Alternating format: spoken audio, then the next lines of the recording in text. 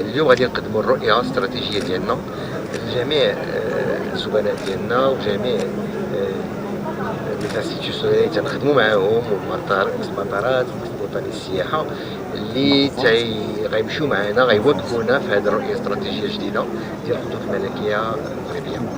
اذا علاش اعتمدتوا في هذه الاستراتيجيه والسيد رئيس؟ La stratégie aujourd'hui est une stratégie qui a plusieurs aspects. Il y a un premier aspect qui est un aspect capital humain. Il va falloir préparer suffisamment de ressources humaines en termes de formation, en termes aussi bien de formation des pilotes de ligne et suite aux instructions et hautes orientations royales qui visent aujourd'hui à former tous les pilotes de Royal Air Maroc au sein de l'Académie militaire de Marrakech. Donc nous sommes déjà passés d'un volume de 25 pilotes par an à 96 pilotes par an à partir de cette année. Donc c'est un point en avant important.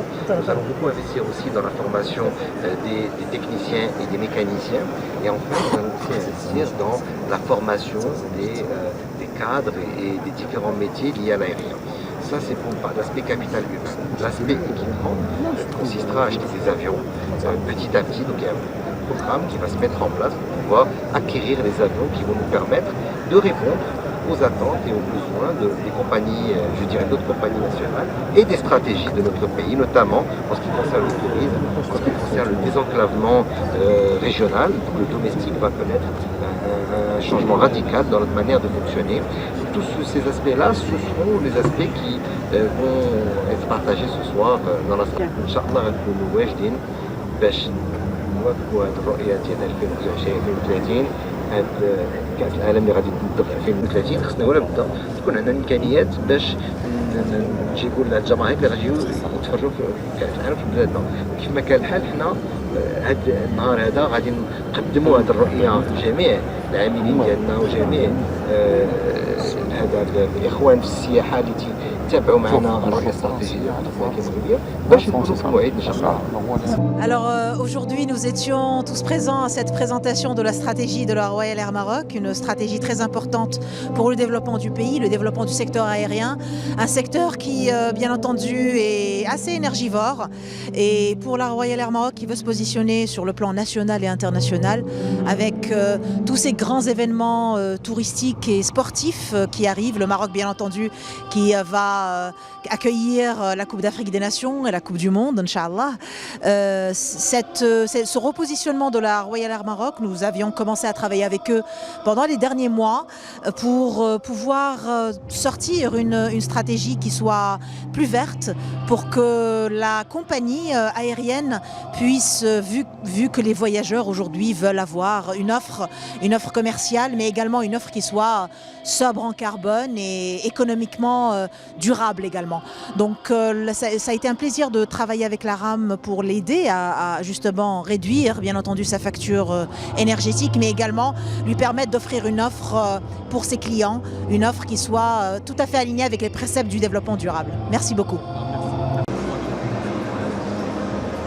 Aujourd'hui, nous avons l'honneur, le plaisir, mais aussi peut-être un événement historique dans le cadre de la nouvelle stratégie de Royal Air Maroc.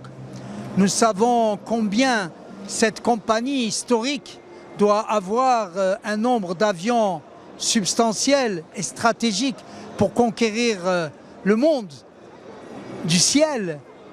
Et nous voilà donc aujourd'hui avec un cap 2035, 200 avions, des milliers d'emplois, des valeurs ajoutées et certainement une contribution directe déjà pour 2030 à faire voyager les touristes marocains et aussi les supporters du football mondial, puisque avec le Portugal, l'Espagne, le Royaume du Maroc en 2030 organisera Inch'Allah la prochaine Coupe du Monde. Je vous remercie.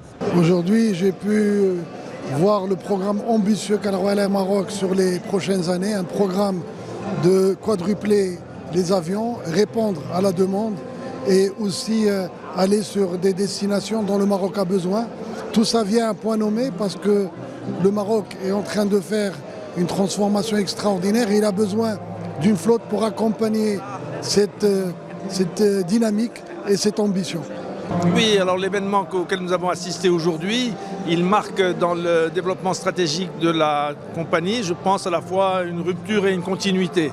Une rupture parce que les ambitions d'aujourd'hui sont extraordinaires par rapport à la réalité de la compagnie aujourd'hui. On parle de quadrupler la flotte d'ici 2037 et c'est un objectif de rupture. Mais en même temps, il s'inscrit dans la continuité parce que Royal Maroc a toujours été au rendez-vous des grandes stratégies souveraines de notre pays. Ça a été dit, c'est le cas. Et vraiment, on voit... Je suis très content d'avoir assisté parce que je vois comment on a fait le lien entre le passé de la compagnie, son actualité et le développement qu'on lui voit. Voilà, merci. Merci.